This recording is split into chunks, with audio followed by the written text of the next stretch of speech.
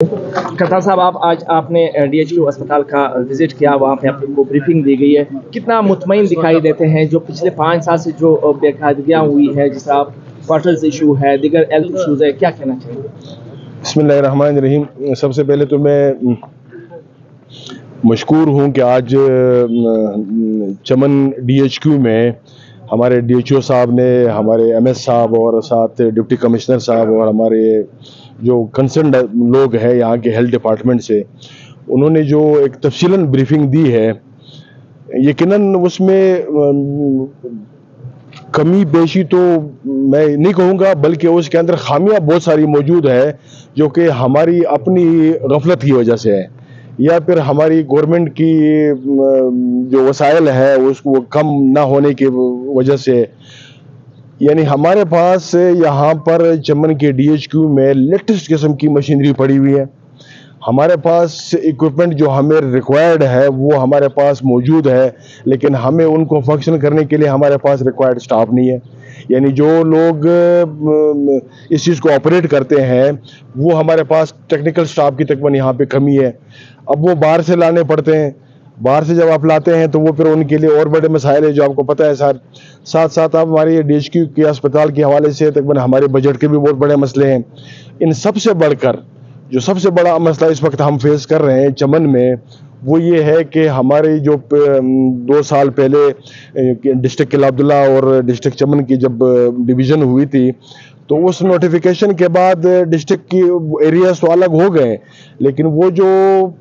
Staff تھا district قلعہ عبداللہ کے نام سے، وہ چمن کی بجائے سارا قلعہ عبداللہ شفٹ ہو گیا، چمن ویسے کے ویسے ہی پڑا ہوا ہے۔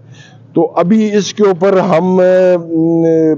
نئے سرے سے اس کے اوپر کام کر رہے ہیں۔ ڈپٹی کمشنر صاحب ہمارے بڑے ماشاءاللہ ایکٹیو ہے، وہ اس کے اوپر بھرپور اس کی محنت ہے، اس کے اندر بھرپور اس کی کوشش ہے، بھاگ دوڑ کر رہے ہیں۔ سیکریٹریٹ میں وہی چیف سیکرٹری اور باقی جو کنسرن سیکرٹریز ہیں ان کے ساتھ رابطے میں ہیں اور وزٹ بھی کرتے ہیں وقتاً فوقتاً۔ تو امید ہے انشاءاللہ تعالی ہماری یہ کوشش ہے، ہمارے پاس جو NGOز ہیں یہاں پر جو in collaboration with the government of Balochistan کے ساتھ جو کام کر رہے ہیں، تو انشاءاللہ ہماری امید ہے ہم اس کو کوشش کریں گے کو جہاں تک ممکن ہو سکا بہتر کرنے کی۔ خان صاحب، کیا چمن کی عوام یہ امید رکھے کہ آج کے بعد کوئی ڈاکٹر جو ہے وہ گھر بیٹھ کے تنخواہ نہیں لے گا؟ عوام کو صحت کی سہولیات دینے کے لیے کیا اقدامات کریں؟ انشاءاللہ یہ میں آپ کے سامنے یہ آج اب میڈیا کے توسط سے میں یہ یقین دہانی کرانا چاہتا ہوں،